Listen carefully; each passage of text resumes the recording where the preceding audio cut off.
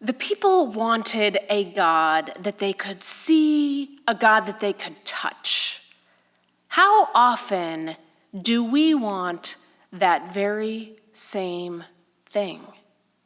Now Moses, their leader, had all but disappeared up on the mountaintop, and they were wandering in that desert, waiting for him to come back. They had left the only home they had known, even though it had been a place of slavery. They had no idea where they were headed. They had no idea how to get there. And all they knew was that their leader, Moses, was gone. The world as they knew it was full of chaos, and they were filled with fear. So they did what seemed to be a very good idea. They made a golden calf to represent God. How nice it would be to have their very own God in their house where they were. How nice it would be for us to have God in our house where we could see and touch and have our meals with God. Like that calf that they had molded out of their precious items. Now, it's easy to think that we have come so far from these ancient people. But we, too, live in a chaotic and fear-filled world. The election looms, the pandemic rages, global warming threatens. All of these things make our world filled with chaos and us filled with fear.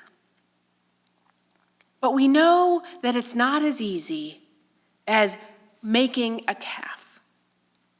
But short of doing that, how can we not lose sight of our God?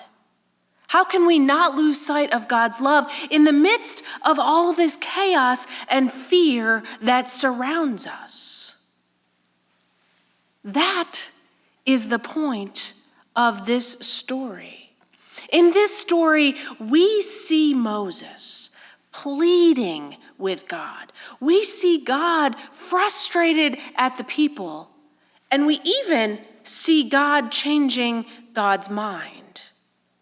But the key here is that Moses is talking with God. Moses has not lost sight of the fact that God is there in the midst of the chaos, in the midst of the fear.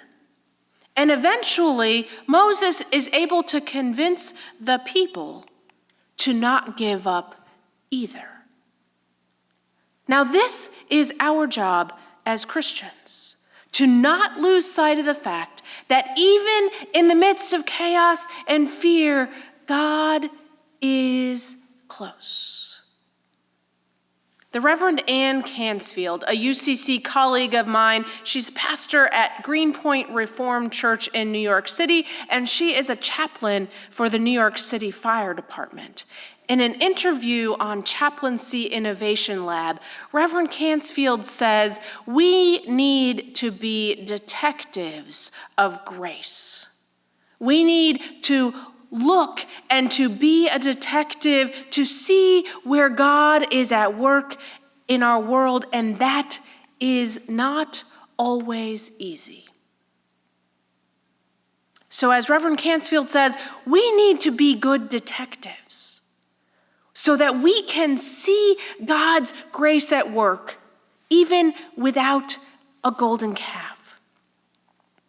Now, I think that we can do it, that we can be good detectives with a little bit of practice and a little bit of intentionality. Because with those God detective lenses, we can see the mask-wearing volunteers at CCSA, making sure that anyone who needs food who comes can have some. We can see God at work in our teachers who have learned how to teach on Zoom or have learned how to teach with all the pandemic restrictions in the classroom. We can see God at work in people donating blood? Where have you seen God at work? Where have you seen God's grace? Go ahead, type it in so that we can all see. Go ahead, keep typing.